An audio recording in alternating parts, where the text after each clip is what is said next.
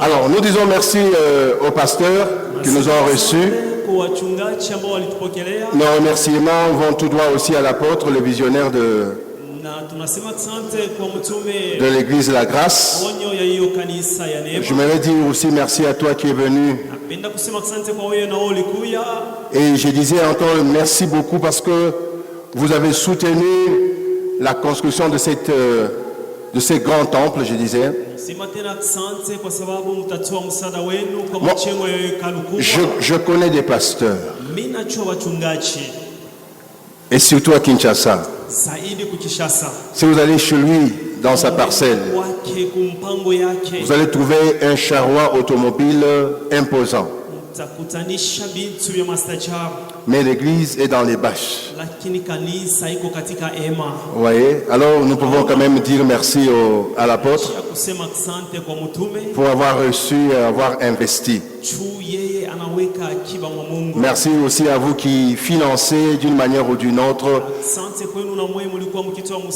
pour ce grand édifice. Le matin, je disais déjà, j'étais en train de mourir de cette vision de donner du respect à cette commune depuis les années 2008.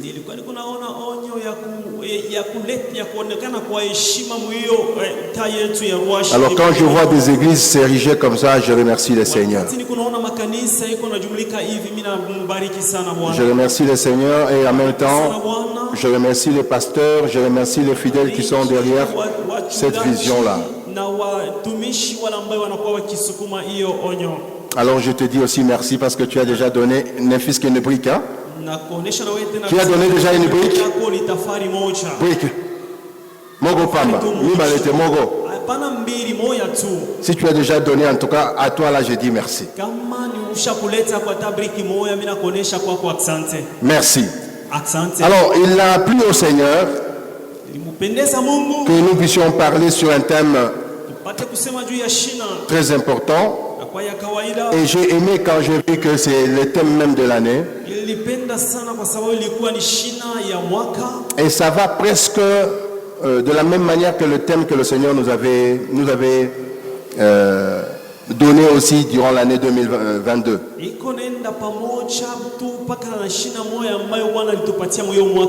Là, on a dit la maturité, mais nous, on nous avait dit c'est une année de filiation. La filiation. La filiation, ça veut dire... Non, laisse-moi t'expliquer. La filiation veut dire sortir de l'enfant et devenir un fils. Donc la maturité, en quelque sorte. Et c'est comme cela que nous avons aimé de choisir Ephésiens chapitre 4. Nous avons lu à partir du verset 7. Et nous avons arrêté jusqu'au verset, je crois, 17. Alors nous allons tenir debout, nous allons lire. Ephésiens chapitre 4. Et nous commençons à partir du verset 7. La Bible dit: mais à chacun de nous, la grâce a été donnée selon la mesure du don de Christ. C'est pourquoi il dit, étant monté en haut, il a émené des captifs et il a fait de dons aux hommes. Or, que signifie il est monté, sinon qu'il est aussi descendu dans les régions inférieures de la terre? Celui qui est descendu, c'est le même qui est monté au-dessus de tous les cieux, afin de remplir toutes choses. Et il a donné les uns comme apôtres, les autres comme prophètes, les autres comme évangélistes, les autres comme pasteurs et docteurs, pour le perfectionnement de saints, en vue de l'œuvre du ministère et de l'édification du corps de Christ, jusqu'à ce que nous soyons tous parvenus à l'unité de la foi et à la connaissance du Fils de Dieu, à l'état d'homme fait, à la mesure de la stature parfaite de Christ, afin que nous ne soyons plus des enfants, flottant et emportés à tout vent de doctrine, par la tromperie des hommes, par leur ruse dans le moyen de séduction, mais que professons la vérité dans la charité, nous croissons à tous égards en celui qui est le chef, Christ. C'est de lui, grâce à tout le lien de son assistance, que tout le corps, bien coordonné et formant un solide assemblage, tire son accroissement selon la force qui convient à chacun de parties et s'édifie lui-même dans la charité. Et quelqu'un dit Amen. Ici, Paul écrit aux Éphésiens. Et la circonstance, c'est quoi? En l'an 52, Paul va aller à Éphèse. Et il va commencer cette église à Éphèse. Il va y retourner encore en l'an 54. Pas 1954, je suis en l'an 54 après Jésus-Christ. Et il va rester là pendant 3 ans. Il a fait un très grand travail pour établir et affermir cette église. Et après, il va être emprisonné. Et quand il sera en prison, c'est là où il apprendra que l'église qu'il avait construite, qu'il avait établie à Éphèse, était plongée dans le syncrétisme.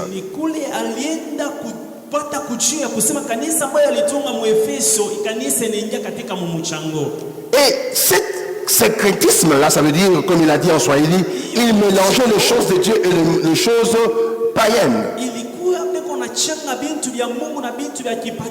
Par exemple, pour le juif, pour qu'il puisse t'accepter, il fallait faire le cérémonie de juif. Donc, il mélangeait les choses de leur culture avec la parole de Dieu.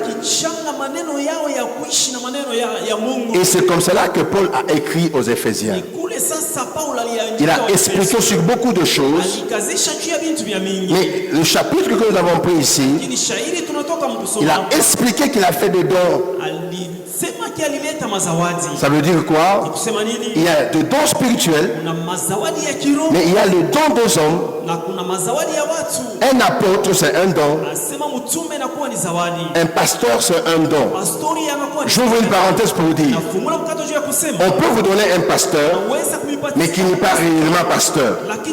Vous pouvez entendre suivre quelqu'un qui n'est pas réellement la personne que vous deviez suivre. Alors, avoir un bon pasteur, un bon apôtre qui vous dirige, c'est un don. Et il dit ce don-là, il les a donnés à l'église pour le perfectionnement de saints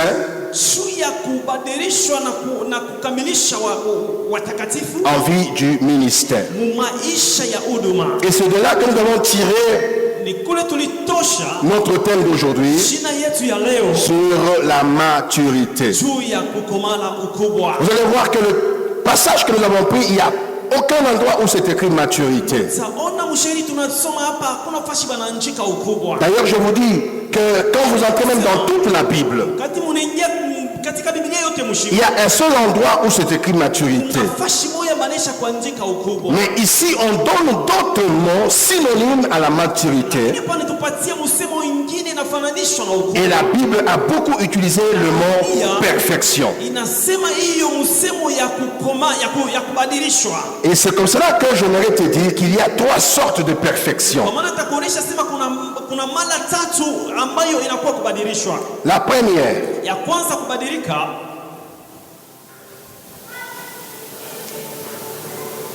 La première, je disais, c'est la perfection par position.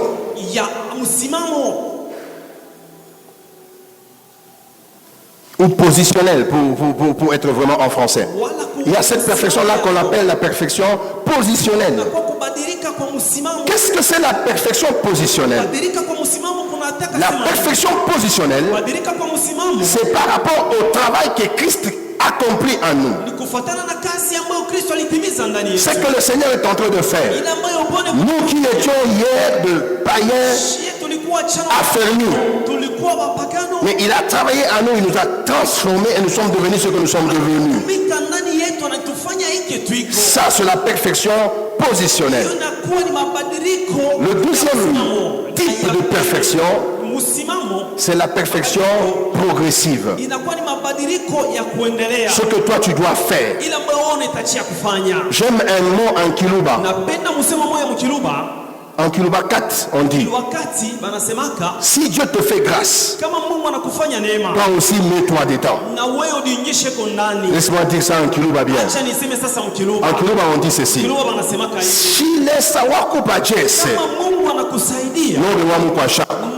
Si Dieu te fait grâce, toi aussi engage-toi dans cette grâce-là, afin que cette grâce-là donne le fruit qu'il faut. Et ça, on l'appelle la perfection progressive. Et c'est cette perfection progressive qui doit être comprise de la maturité spirituelle. Et c'est ce que nous allons expliquer aujourd'hui. La troisième ou le troisième type de perfection, c'est la perfection ultime.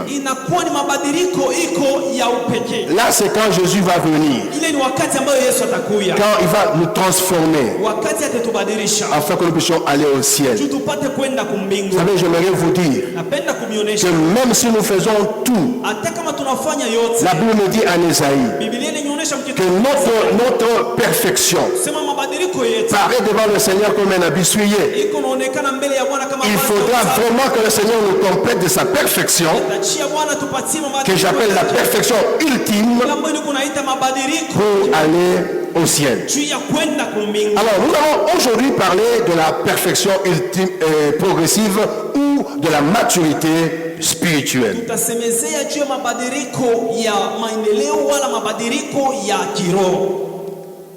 Et nous avons préféré parler ça en 4 points. Nous allons commencer par le premier point, nous allons définir qu'est-ce que c'est la maturité. Amen. Amen. Vous savez que nous connaissons beaucoup de mots, mais nous ne savons pas expliquer. Laissez-moi vous poser une question. Est-ce que quelqu'un connaît la femme? Qui connaît la femme? Qui connaît la femme? Maman, est-ce que vous connaissez une femme là? Vous connaissez la femme? Est-ce que vous pouvez me définir la femme? Hein? La femme? Ah, la femme! C'est la femme, non? On connaît des mots, mais nous ne connaissons pas les définir. Nous allons commencer par définir qu'est-ce que c'est la maturité. Et aujourd'hui, on est en train de nous dire que cette année, c'est une année de la maturité. Nous allons parler de domaines dans lesquels Dieu attend voir notre maturité. Troisième chose, nous parlerons de comment faire pour atteindre la maturité.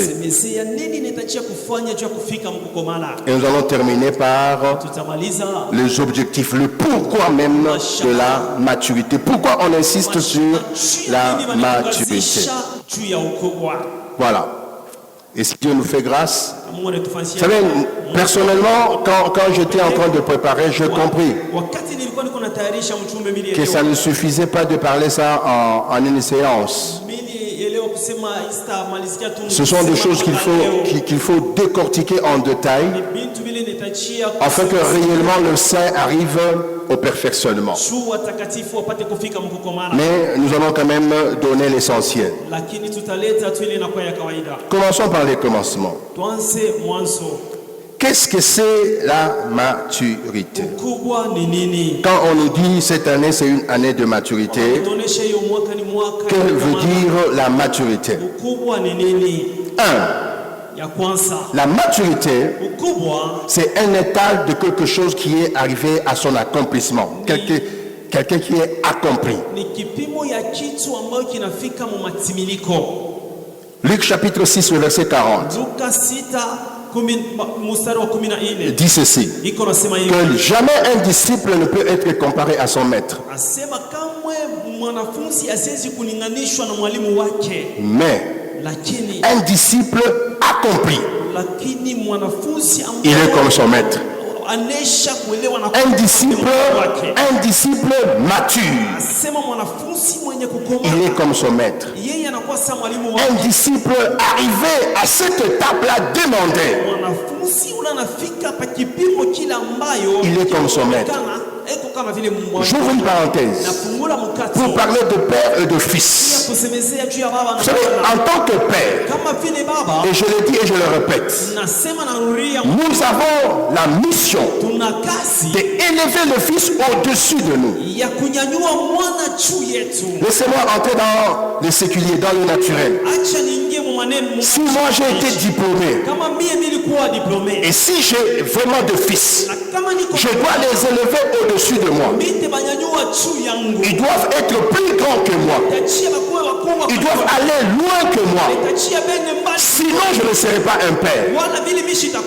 Alors, tout disciple accompli est comme son maître. La maturité, c'est cet état accompli de choses. Deuxième, la maturité, c'est l'homme adulte. Ça veut dire qu'il a sorti de l'enfant. Il est qualifié maintenant parmi les adultes. Il a atteint un certain âge qu'on considère de la maturité. Moïse, quand Dieu l'appelle, et parce qu'il avait la mission avec Dieu, il les met dans la maison de Pharaon pendant 40 ans. C'était pas par hasard. C'était l'âge de la maturité. Quand il a connu tout ce qu'il devait connaître dans la maison de Pharaon, Dieu le prend. Il l'amène en dehors pour aller apprendre comment diriger les bêtes d'abord. 40 ans. Quand il termine les 40 ans, Dieu lui apparaît. Il prend les enfants d'Israël, il va dans le désert. 40 ans. Le matin, je le disais encore, ce n'est pas un hasard que c'est seulement à l'âge de 30 ans que Jésus se fait baptiser et que le ciel s'est ouvert. Et une voix a commencé à proclamer, écoutez-le, c'est mon fils. Parce que dans la culture juive, là où il est né, un bébé garçon n'est pas un fils. À 10 ans, il n'est pas fils. À 20 ans, il n'est pas fils. Il est mis sous des tuteurs afin de lui enseigner pour devenir comme son père. C'est seulement quand il va atteindre 30 ans. On faisait des cérémonies qu'on appelait les cérémonies de Ilios. C'est là où le père va le proclamer fils. Ça veut dire quelqu'un qui atteint cet âge-là, fixé, l'âge de la majorité, c'est là où on parle de la maturité. Mais dans l'église de Dieu, on ne compte pas l'ordre d'arrivée. On ne compte pas l'âge de naissance. Non. Dans l'église, on compte par contre ton niveau de compréhension des choses de Dieu. C'est comme cela que je veux te dire ça sur la vérité. Si tu es venu même après, ne sois pas frustré. Toi seulement deviens mature et tu peux accéder à certaines responsabilités selon ta maturité. J'aimerais dire aussi à ce frère-là qui se disait, oh, nous depuis qu'on était venus, oh, nous on ne nous fait pas monter. Non, mais pose-toi d'abord la question, est-ce que je suis mature? Est-ce que je peux donner des résultats escomptés si on me mettait là-bas? La maturité, il faut atteindre un certain âge. Troisièmement, la maturité, c'est cet état-là de rendre complet. Vous savez, quand nous venons dans le Seigneur, chacun vient avec ses faiblesses, chacun vient avec ses déficits, chacun vient avec ses incompréhensions, chacun vient avec de manque quelque part. C'est alors quand tu vas combler ce manque, ce faiblesse, quand tu seras complet, c'est alors qu'on va t'appeler mature. Si tu n'es pas encore complet, si tu n'as pas encore atteint l'âge, si tu n'es pas encore accompli, si tu n'as pas encore parfait ta vie, tu n'as pas encore atteint la maturité. Paul disait, quand j'étais enfant, je parlais comme un enfant, je réfléchissais comme un enfant, je jugeais comme un enfant. Mais quand je suis devenu mature, tout de l'enfant a disparu. Pose la question à ton voisin, est-ce que ton langage montre de la maturité? Est-ce que ta réflexion montre de la maturité? Est-ce que tes jugements montrent de la maturité? Une amie à moi, qu'on avait épousée il y a très longtemps, sa fille déjà doit avoir au-delà de 30 ans. On l'a pris en mariage. En fait. Et après la fête, 2 jours après, le mari sort $500, paf, il donne à la femme. Son mari savait que c'est une maman mature. Elle est venue dans les mariages, je le connais. Alors que la maman n'était pas encore mature. Elle a allumé 4 braseros. Elle a acheté de viande, des poissons, des poulets, des pommes de terre. Le mari qui était parti au travail, il rentre à midi. Quand il arrive, il venait avec appétit, il voit seulement l'appétit coupé. Il mange seulement un peu. Il va dire au voisin, maman, il faut aider cette maman-là. Je lui ai donné $500. Elle a tout acheté aujourd'hui. Comment on va faire pour terminer le mois? Et il ne savait pas que les $500, c'était pour le mois. Faute de maturité. Alors, j'aimerais te dire, bien-aimé, qu'il nous faudra de la maturité. Et dans quel domaine est-ce que Dieu attend notre maturité? Nous sommes en Matthieu chapitre 19, le verset 21. Laissez-moi vous lire parce que mon lecteur n'est pas là. Matthieu 19, le verset 21.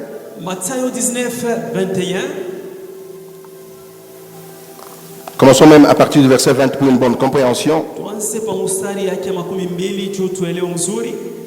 Le jeune homme lui dit, j'ai observé toutes les choses, que me manque-t-il encore? Parce que Jésus lui disait par rapport à la loi.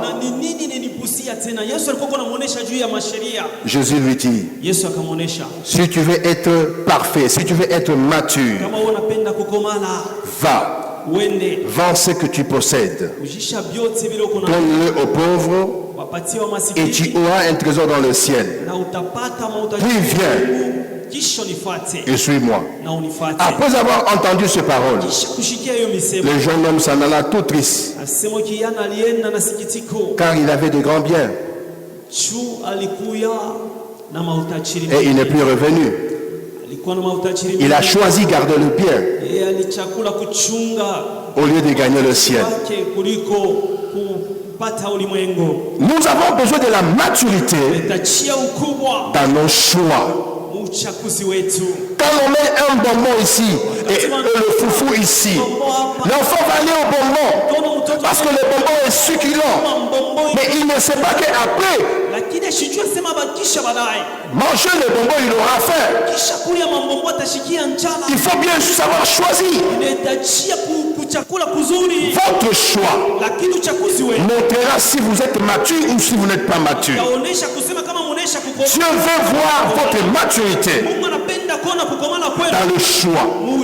Ce que nous sommes, c'est le résultat de nos choix. Si nous sommes dans cette église aujourd'hui, c'est parce que nous avons refusé d'aller dans notre église. Si nous sommes à Lumbashi aujourd'hui, c'est parce que nous avons refusé d'aller à Kasumbalesa. Nous sommes les résultats de nos choix. Et quelqu'un qui est mature, on demande de la maturité dans le choix. Parce que ce que tu vas choisir, c'est ce que tu vas devenir. J'aimerais te dire encore, en bon français, si tu plantes le maïs dans ton champ, c'est un choix que tu as fait. Tu ne vas pas y récolter les haricots. Ce que tu choisis, c'est ce que tu vas avoir. Tu as besoin de la maturité dans ton choix. À partir d'aujourd'hui, quand on dit année de la maturité, sois mature dans tes choix. J'ai déjà vu des gens, ils choisissent d'acheter un véhicule, il n'a pas de maison. Certes, c'est nécessaire, mais la nécessité doit être classée en première, deuxième et troisième classe.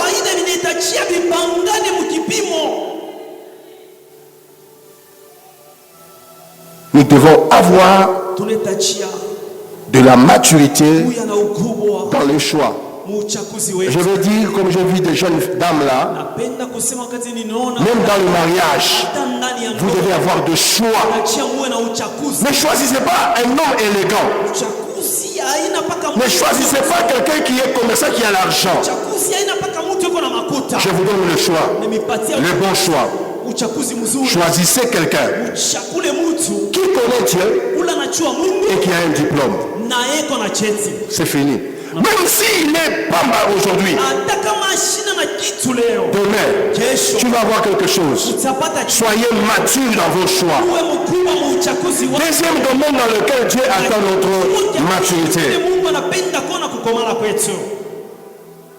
Prenons la parole de Dieu en Apocalypse chapitre 3. Au verset 2. Apocalypse chapitre 3, le verset 2.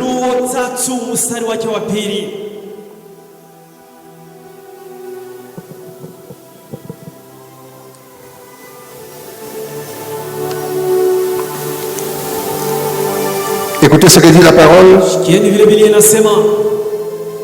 Sois vigilant et affermis le reste qui est près de mourir, car je n'ai pas trouvé tes œuvres parfaites devant le Seigneur. Nous avons besoin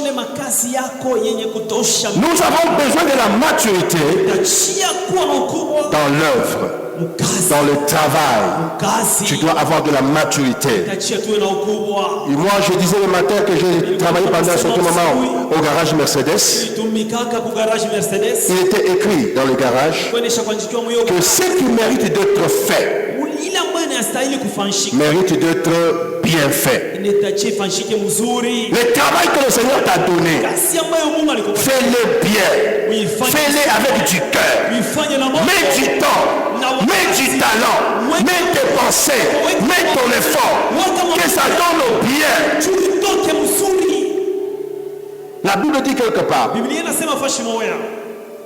que ce que tu dois faire, fais-le bien, car ta bénédiction en dépend. Comment est-ce que toi, papa Mokolo Kaka, on te réveille le matin, on dit non, non, c'est que Moussala. Oh, non, non, pas de Malini, papa. Papa, va travailler. Si tu ne travailles pas, on n'aura rien.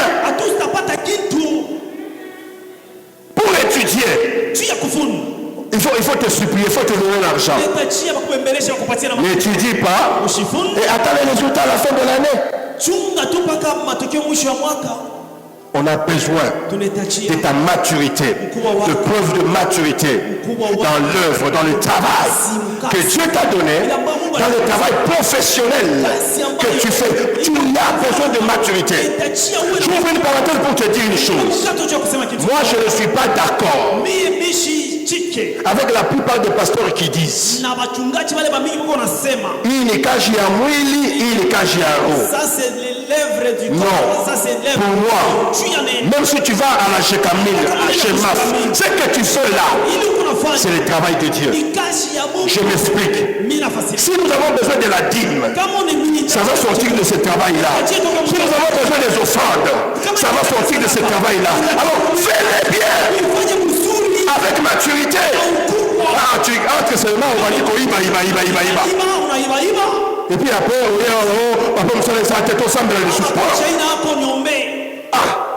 fais le travail avec maturité. Troisième domaine dans lequel nous avons besoin de ta maturité. Ah, Pasteur Clément, tant que vous il n'y a pas de problème. 1 Corinthiens chapitre 14. 1 Corinthiens chapitre 14. Au verset 20. Paul dit que nous avons besoin de la maturité dans le jugement, dans notre compréhension. Nous avons besoin de la maturité. Bien-aimés, si vous ne comprenez pas bien les choses, vous ne pouvez pas bien faire les choses. La réussite d'un examen commence par la compréhension de la question. Si tu ne comprends rien, tu ne vas pas donner de bonnes réponses. Aujourd'hui, il y a des gens qui sont dans l'église, qui ne lisent pas la parole, qui n'ont même pas de Bible, qui n'ont jamais essayé de lire la Bible du début à la fin. Mais ils veulent être des pasteurs. Ils veulent être des anciens. Ils veulent aussi prêcher. En français, on dit, si tu veux enseigner très court que le doigt, il faut connaître plus long que le bras. Non, non, toi tu connais seulement comme le doigt. Là, tu veux prêcher comme les bras. C'est comme cela que nous avons beaucoup de gens qui viennent nous raconter les Kalulu Ntembo à la chaîne. Arishinjo. Adisinjo. Un jour, un petit enfant là qui avait aussi son petit chien. Le petit chien est allé en brousse. Il a attrapé un lapin. Il est sorti ici. Il est allé devant sa maman. Il dit, maman, je vais devenir pasteur. Mais tu vas devenir pasteur comment? Il dit, maman, mon chien est allé comme ça. Il est rentré comme ça. Il a attrapé un lapin. Il a posé à mes pieds. Il dit, bon, c'est ce que c'est. Maman, tu n'as pas compris. Milou ici, il est allé comme ça. Il est passé comme ça. Il a attrapé le lapin. Il a déposé à mes pieds. Ça fait quoi là? Maman, tu n'as pas compris. Milou ici, il est allé comme ça. Il est passé par là. Il a attrapé le lapin. Il a amené à mes pieds. Sa maman lui dit, ah, maintenant tu peux devenir pasteur. Parce que pour le commun du mortel, le pasteur, c'est celui qui crie à gauche déployé.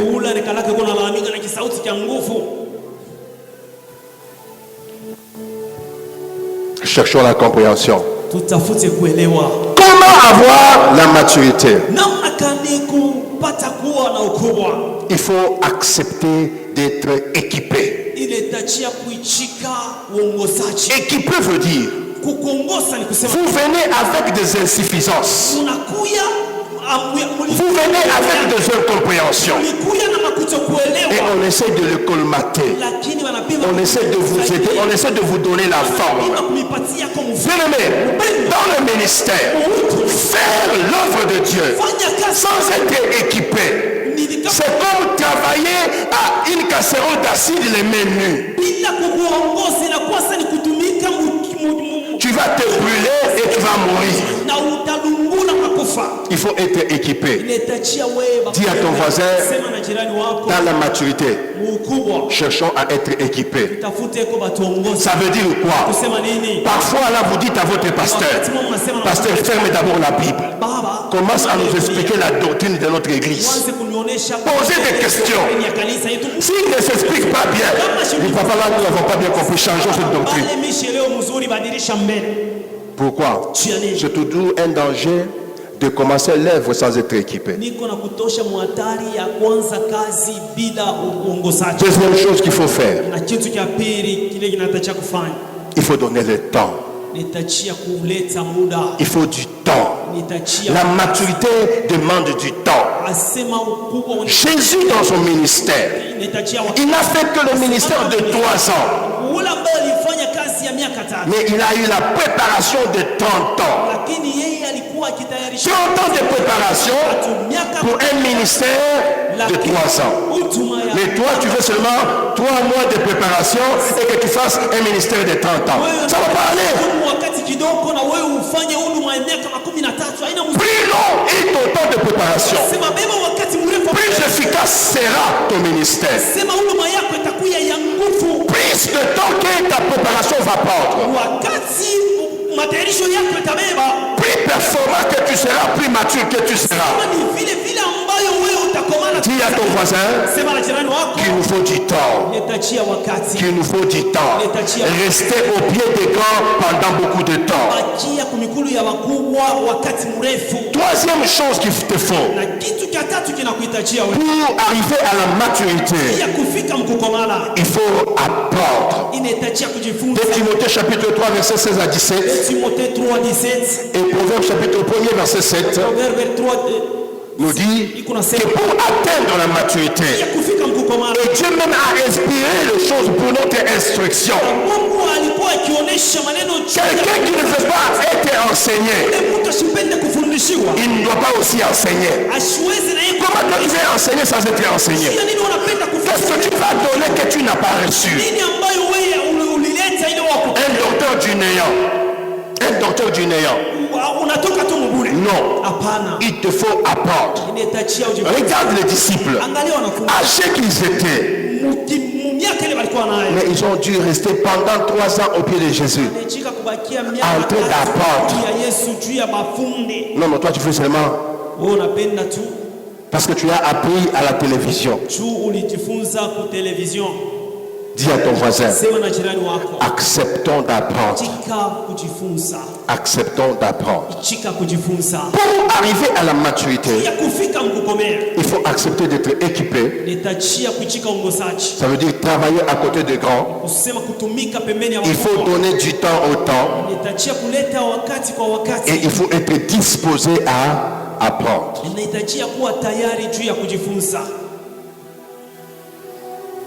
Quels sont les objectifs? Pourquoi est-ce que nous insistons sur la maturité? Parce que tout le monde peut te dire ici, mais nous sommes déjà des grands. On veut se jouer de nous ou quoi? À notre âge, on peut encore nous dire d'être mature. La maturité spirituelle est très nécessaire.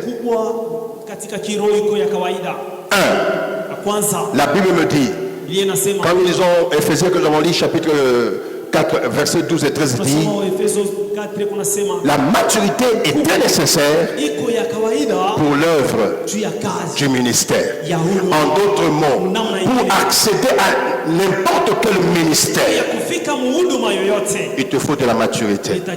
Sans maturité, tu n'es pas éligible. Non, dites avec moi. Sans maturité. Non, dites avec moi. Sans maturité, je ne suis pas éligible. Il faut de la maturité pour l'œuvre du ministère. Autre chose, pour la maturité, nous sommes en Galates chapitre 4, verset 1 à 3. La Bible dit que aussi longtemps que l'héritier est encore un enfant, il n'est pas différent de l'esclave. C'est pour dire qu'il y a d'autres bénédictions, il y a d'autres avantages. Notre héritage est bloqué jusqu'à ce que nous atteignions une certaine maturité. Ça veut dire quoi? Tu peux acheter une moto à un enfant, mais tu ne vas pas lui donner quand l'enfant est encore à une année. Tu vas attendre qu'il atteigne un certain âge et tu donnes la moto.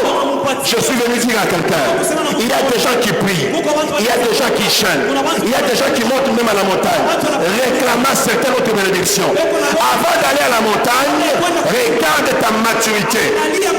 Si tu n'es pas encore mature,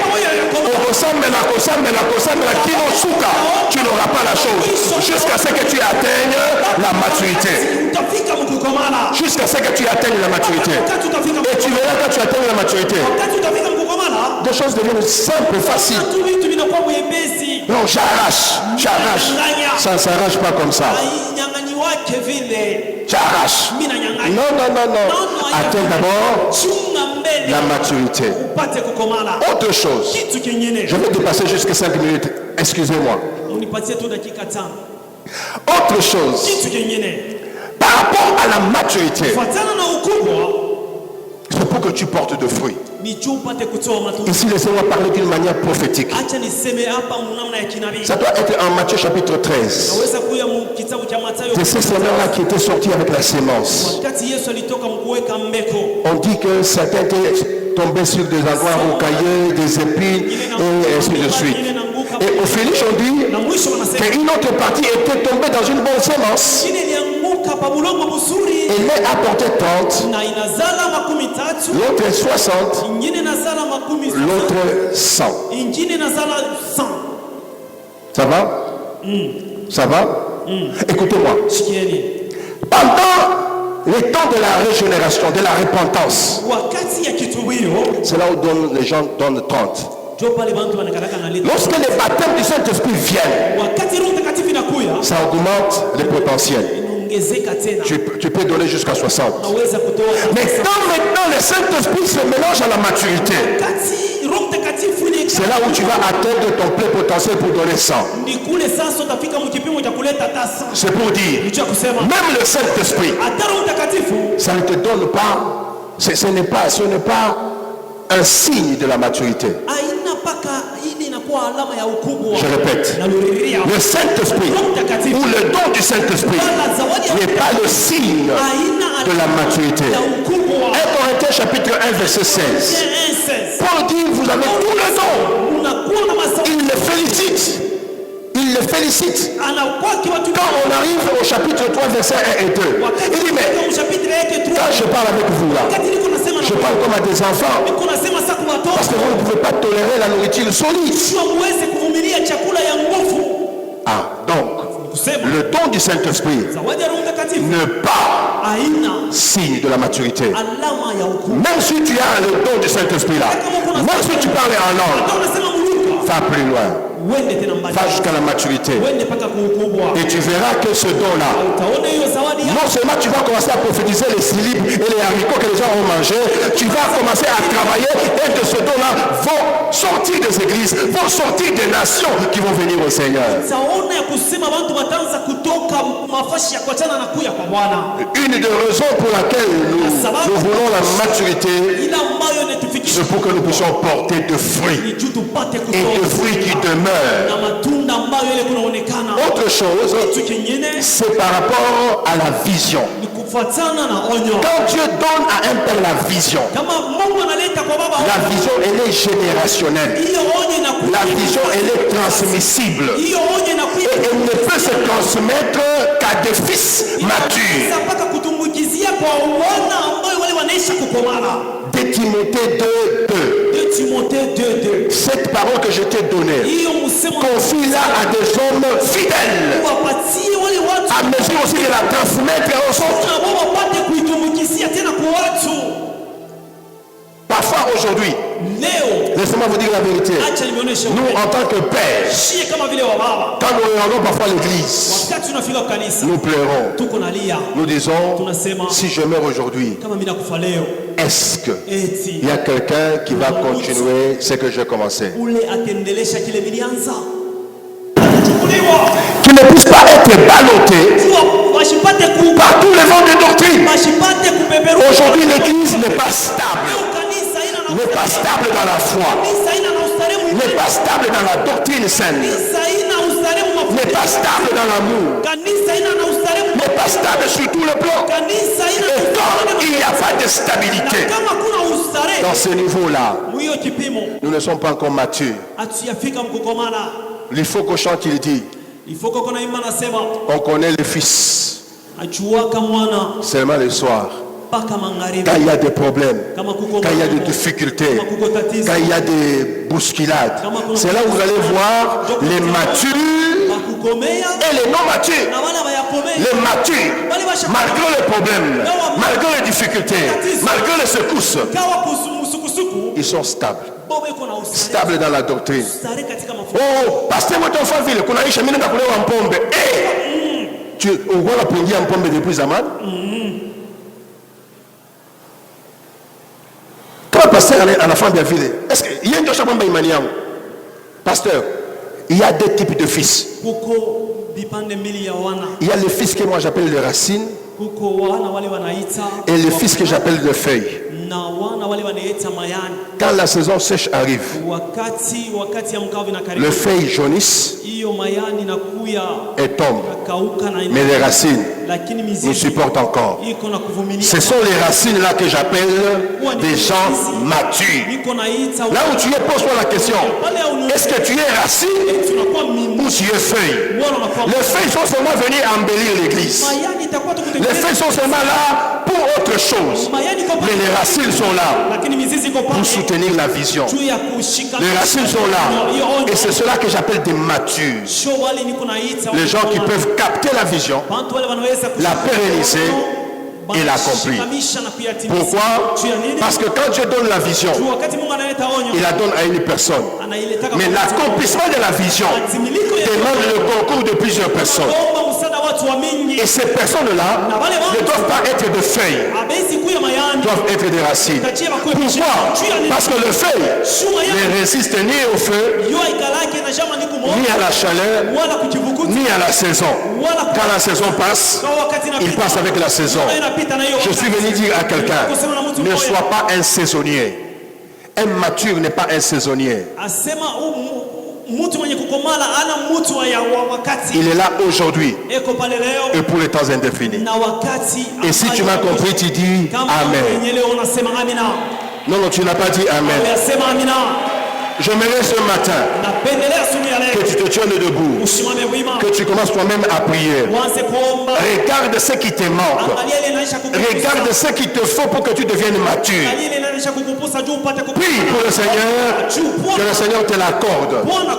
Prie afin de sortir de l'enfant que tu étais et que tu es dans la maturité spirituelle. Et que le Seigneur nous aide. Élevons nos voix et prions au nom du Seigneur Jésus. Héritier de l'Éternel, co-héritier avec le Christ.